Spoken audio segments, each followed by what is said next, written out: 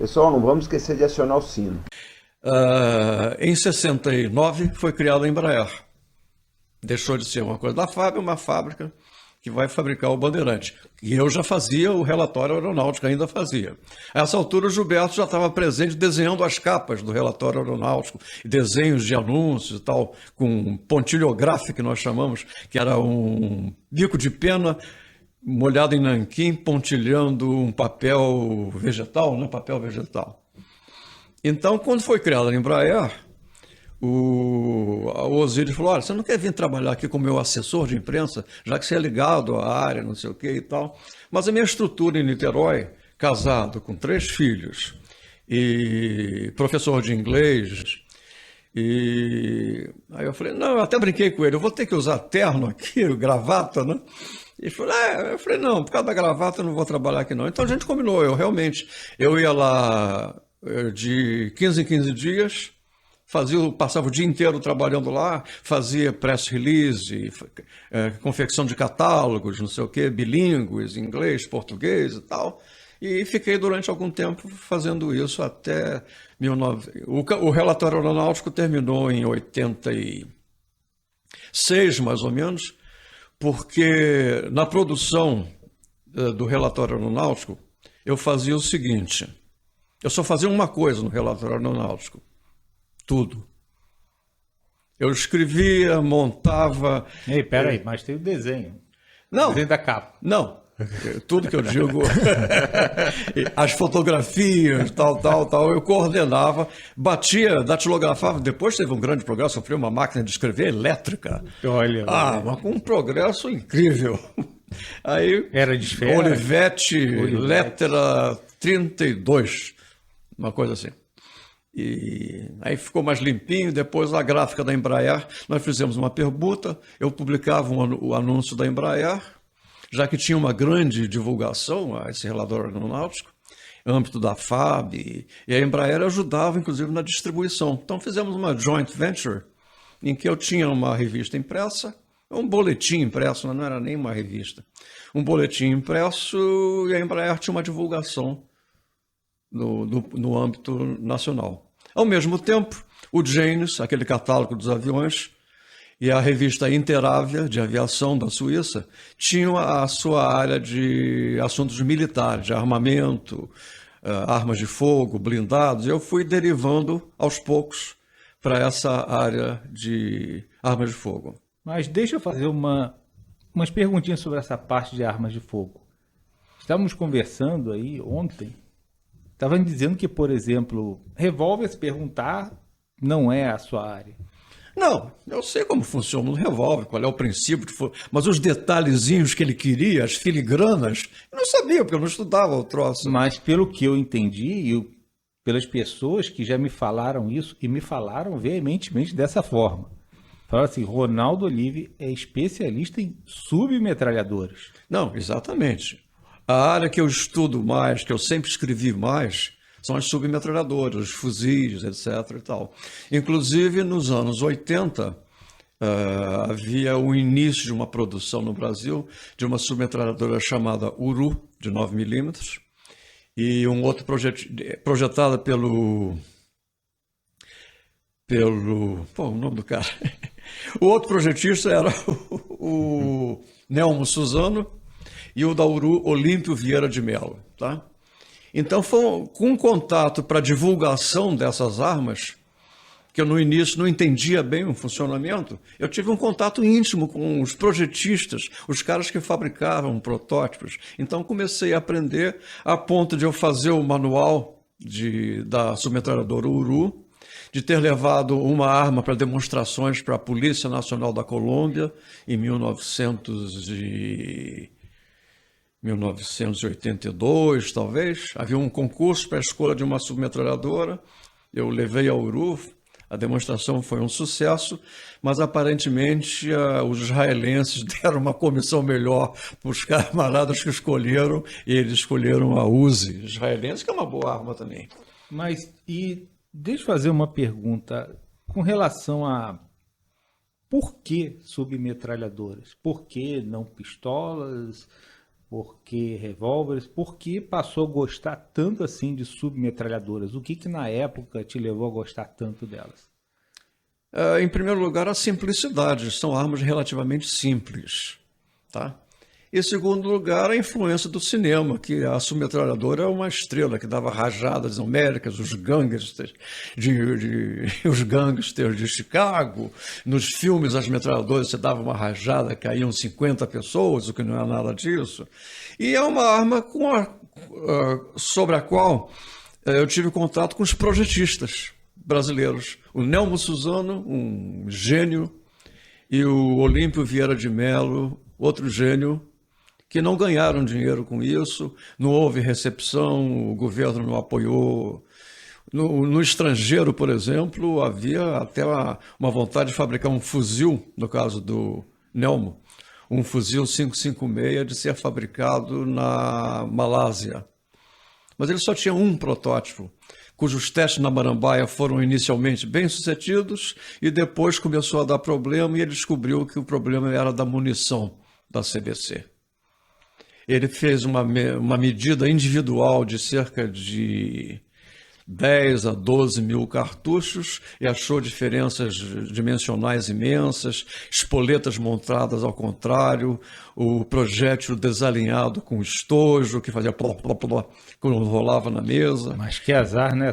Justamente a dele aconteceu isso. E por uma imensa coincidência, porque o mundo é cheio de coincidências imensas, na mesma época, a CBC, fabricante da munição usada no teste do fuzil, tinha controle era acionariamente controlada por uma firma americana que também controlava a famosa fábrica Colt. Colt, que fabricava o então popularíssimo fuzil M16 ou AR-15. Então, como essa arma, isso é uma suposição minha, tá? Como diria um amigo, é uma ideia supositória. É uma ideia supositória. Como um fuzil com aquelas características, fabricação em polímero, mecanismo de disparo totalmente inovador, seria um eventual concorrente do M16 ou do AR-15, vamos procurar dificultar a homologação dessa arma? Essa é uma ideia que eu tenho e que algumas pessoas também têm, que não é difícil de... Então, depois a arma não voltou para Marambaia, o projeto foi embora, e o Olímpio e o Nelmo, ambos já dessomaram ou deixaram o corpo físico, enfim. O Nelmo morreu pobre, cego e ainda muito amigo meu em Copacabana, uns anos atrás. Mas o protótipo ainda existe. O protótipo está nas mãos de alguém que ficou. Oficialmente não se sabe onde está esse protótipo. Tá? Ele nem podem saber, né? Não sei, é uma pena. Ele fez também uma submetralhadora 9mm. A firma que ele tinha chamava-se Lapa. Nada a ver com os bares da Lapa. Os bares da Lapa é Laboratório de Projetos de Armamento Automático, é o nome, Lapa. Laboratório de Projetos de Armamento Automático. E ele fez uma submetralhadora 9mm, também de corpo de... Ele chamava de plástico, mas é um polímero, né? Ele chamava de plástico de engenharia, um plástico reforçado, que foi testada na Marambaia, passou com pleno sucesso, uma arma excelente, e também não foi para frente. Então, os caminhos que levam à adoção de um armamento por uma força armada ou por uma força policial são extremamente tortuosos, como todos devem saber, sobre tudo que acontece no Brasil, os caminhos são muito tortuosos. Então, resumindo, até hoje eu escrevo para essas revistas estrangeiras, num site de armamento nos Estados Unidos e para a revista Tecnologia e Defesa, que ela foi criada em 1983, se não me engano. E estou lá até hoje, desde o número 1 da Tecnologia e Defesa. E ela está agora em um processo de fusão com um youtuber, não é? Um comandante. A Tecnologia e Defesa tem sempre foi a revista mais prestigiada da área de defesa do Brasil e foi a pioneira da América Latina, tá? Mas a tecnologia de defesa nos últimos anos ganhou uma concorrência dificílima de ser enfrentada. Essa concorrência são as Forças Armadas Brasileiras, que resolveram fazer divisões de comunicação social com revistas, produtoras de vídeo de excelente qualidade, o que é ótimo. Mas quando o anunciante tem uma verba para gastar em anúncio de defesa, ele veja, vou colocar numa revista particular ou numa revista da FAB, ou numa revista do Exército, ou na revista oficial da Marinha, que é para quem nós vamos vender mesmo. Então, isso... O problema do YouTube, que tem hoje... Qualquer um que tem um acesso à internet passa a ser editor de qualquer coisa no YouTube. Então cria um site, só para falar. São poucos os sites sérios. Então um site muito sério é um chamado canal Arte da Guerra. É feito pelo comandante Robson Farinazzo. Ele é o comandante oriundo da Marinha, claro, e com passagem pelo Corpo de Fuzileiros Navais. Um cara extremamente lúcido e fez uma parceria com a revista para divulgação mútua de projetos, de artigos, de matéria. Eu cheguei a ver uma declaração dele, quando ele estava até muito eufórico falando dessa união. Foi. E ele falou que ele lia já essa revista desde antes, quando ele era cadete. Então, desde quando ele era cadete, agora ele já está integrando essa revista e ele parecia muito feliz, porque ele falava muito da sua revista da época. Não, exatamente, E outro dia ele estava conversando comigo, ele falou, pois é, a Operação Dragão. Eu falei, eu tive na Operação Dragão, Fuzileiros Navais de Desembarque, né? O Dragão 20, em 1980 e qualquer coisa. Ele falou, mas eu estava na escola ainda, não estava nem na Marinha. E desde então eu participo, até recentemente, 1 ou 2 anos atrás, participando de operações dos fuzileiros navais, acompanhando. Fui honrado com o título de sócio de Associação de Veteranos dos Fuzileiros Navais, já que eu estou também acompanhando os fuzileiros, sobretudo os fuzileiros. Exército e Marinha menos. A Marinha também é alguma coisa, já que a sua ligação com os fuzileiros é íntima, né? Mas Exército e Força Aérea, a minha ligação nos últimos anos nunca foi muito grande. Fuzileiros Navais e Marinha, sempre. Temos até umas histórias aí, mas eu ficava impressionado naquela época. Aquelas 12 fotos, aquilo era um suplício. E você só ia ver o resultado depois quando você mandava revelar. Mas na época que eu estava nesse jornal... Isso aí não era um dia, às vezes você tinha aquelas 12 fotos para um mês, né? Não, se fosse colorida o slide, ia para o Panamá ser revelado. Panamá. Preto e branco revelava de um dia para o outro em geral. E quando eu estava nesse jornal, que tinha um laboratório fotográfico, que eu comecei a ver como é que revelava a fotografia, comecei a sentir o cheiro. Aí, a partir do jornal, o camarada lá me ensinou a revelação, eu montei um laboratório em casa, simples, um ampliador, tal. Era relativamente simples. Baixava o custo e você tinha o resultado na hora. Comprava os produtos químicos da Kodak, fazia a mistura com água nas bacias, ia revelando, fixava, pendurava para secar ou colocava numa secadora elétrica. Eu me lembro que tinha essas coisas lá, a pessoa. Bom, mas então, Ronaldo, quero que conte uma história que seja realmente bem interessante, pode ser engraçada, mas eu queria ouvir essa história. Ao longo a história mais interessante mesmo é do foguete Nike, ou do míssil Nike. Snark, desculpe. Snark, tá? Ao longo, uma das histórias interessantes foi aquela que eu falei no início sobre como eu consegui as especificações técnicas do protótipo do Bandeirante, que foi me dado em confiança para publicação no Janes, que era a principal publicação internacional de aviação há muitos anos.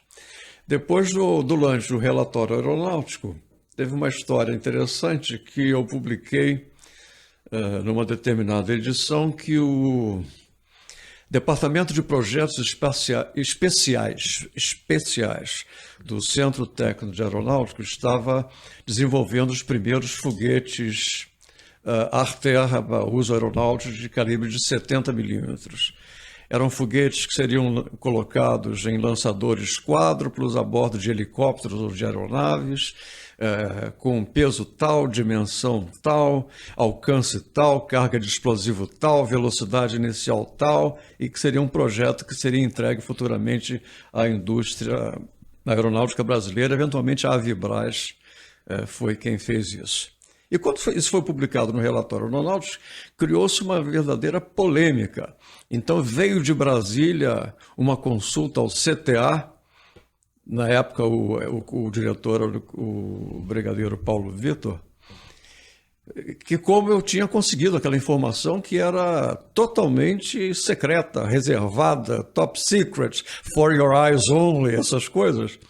Aí o Paulo Vitor imediatamente chamou o Ferola, que na época já era diretor do departamento de eletrônica do coisa, que eu automaticamente veio a mim saber, Ronaldo, pelo amor de Deus, como é que você publicou esses dados? Eu falei, teve a exposição da FAB da Semana da Asa no aeroporto Santos Dumont. Havia um estande onde havia um modelo desse foguete, um desenho desse foguete, as especificações desse foguete para o público ver, e eu publiquei. Aí a informação voltou lentamente a Brasília, eles sem saber. Isso foi um dos fatos. Né? Outro envolve diretamente o Gilberto. Envolve diretamente o Gilberto. Além das capas, o Gilberto fez uma ocasião, o que seria hoje uma fotonovela sobre o sequestro, né? O sequestro, em que ele contou em 3 ou 4 edições do relatório aeronáutico um sequestro que na época era uma moda, né? Era moda sequestro, anos 70 e poucos, não sei. Um sequestro de uma aeronave comercial brasileira, mas a bordo havia um brigadeiro da reserva. O brigadeiro que... o brigadeiro da reserva, não sei o quê. E no meio dessa história, o CISA, lá em Brasília, o Centro de Informações e Segurança da Aeronáutica, me telefona um coronel do CISA de Brasília, falou, escuta, pô, aqui é o coronel fulano de tal do CISA, não sei se era esse o nome que ele deu, mas enfim... E nós estamos assim, um pouco preocupados com esse problema dessa história, desse sequestro, como é que isso vai acabar, coisa. Eu falei, não, vai ser tranquilo, o brigadeiro vai assumir o comando do avião, vai pousar, vai ter um happy ending. Então surgiu essa preocupação do CISA com a novelinha do Gilberto. Tá? E tem a história do míssil Snark, né? Em 83, eu estava no Globo, após a quando começou a Guerra das Malvinas, o jornal O Globo do Rio me convidou para escrever sobre a parte bélica da coisa, né?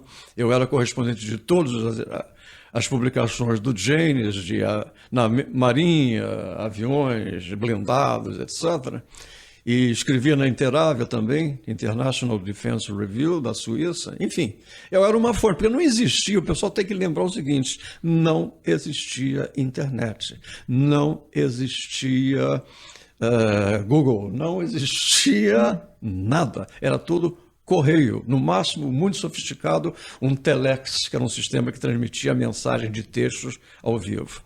Então, no caso da Guerra das Malvinas, foi afundado um navio tal, não sei o quê, como é que é esse navio? Aí me ligava, eu morava em Niterói, e como moro ainda em Niterói, ligava da redação, Ronaldo, não sei o quê, o navio tal que foi afundado, como é que ele é? Você tem foto? Eles não tinham foto. Eu falei, não, tem aqui das revistas.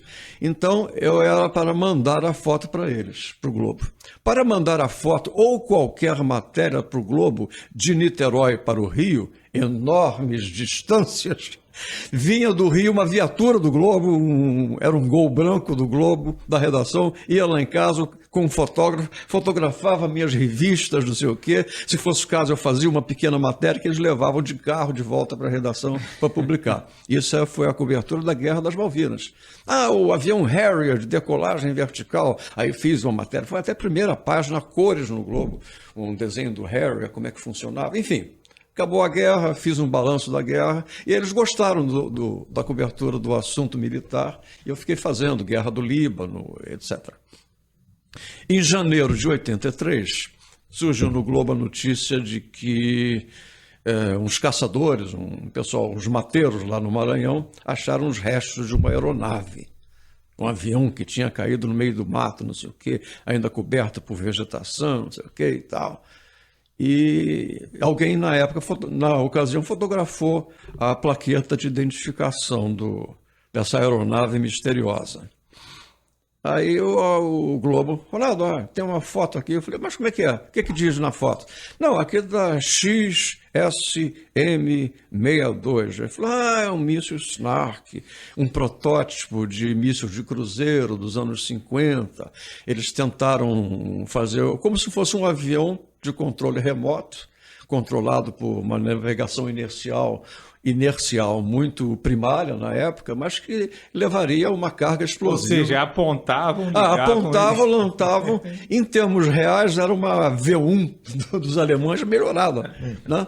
Então a configuração era de um avião a jato, asas enflechadas, motor turbina, turbojato, de jato mesmo, era o motor do caça F-6, se não me engano, e saía em direção tal. E a Força Aérea Americana testou esse míssil a partir da metade da década de 50, com profunda quantidade de falhas, fracassos, caíam, desviavam, e um desses pegou um caminho desvairado e foi cair na selva lá do Maranhão. Aí eu falei, não, é um SM. E publicaram a matéria dizendo o que era aquilo. No dia seguinte, o ministro da Aeronáutica, Délio Jardim de Matos, falou, não, isso aqui é um avião comum, não sei o quê, porque nós estamos examinando e, segundo as informações, havia um paraquedas, então alguém pulou de paraquedas. Aí eu falei, não, aí fiz uma matéria, não, paraquedas, porque terminado o voo ele caía de paraquedas para ser recuperado, pegar os dados dos computadores de bordo e tal. Não, mas acharam vestígios de cabelo louro lá, não sei o quê. Eu falei, não, não é cabelo louro, é lã de vidro que era usado no isolamento térmico dos componentes, não sei o quê. Aí, no outro dia, o adido aeronáutico americano em Brasília, coronel, que eu não me lembro o nome, falou, não existe a menor possibilidade de ser uma aeronave americana, porque essa designação não consta do catálogo de especificações da Força Aérea Americana. Lá foi o Ronaldo, não, as especificações da Força Aérea Americana mudaram em janeiro de 62, e como ele é anterior, ele não consta, não sei o quê. Ficou uma Mas ele era um adido militar aqui no... o adido dele. Não, essa designação não existe, não. Aí já foi o cara lá de Niterói falar, não, existe, pô, é anterior a 62, quando mudaram as designações dos equipamentos todos e tal. Então, a polêmica atingiu tal ponto, e eu cada vez fazendo matérias mais no Globo, explicando, mostrando, com fotos. Está virando incidente internacional. Aí foi lá em casa a repórter do Jornal Nacional fazer uma entrevista comigo, foi para o ar no Jornal Nacional, a Leilane Neubach. A Leilane foi lá. Mas o senhor tem certeza? Eu falei, mas a carteira de identidade do míssil estava ali, XSM-62, só pode ser ele. Aí ficou aquele troço, aquela tensão no ar, quase eletrostática.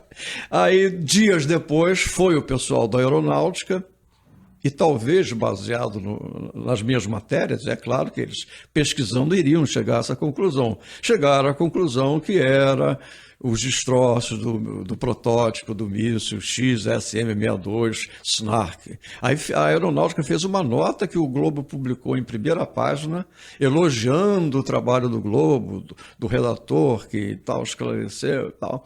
Esse foi um dos fatos mais curiosos.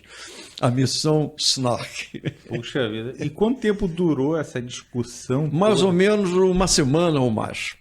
Porque eu fazia uma matéria, vinha o ministro, falava que não era, vinha o adido aeronáutico dizendo que nunca seria, E eu fazia uma matéria mostrando o que era, porque, o que era o quê, como é que funcionava a coisa e tal. Poxa, muito bacana, né? Quase virou um incidente internacional.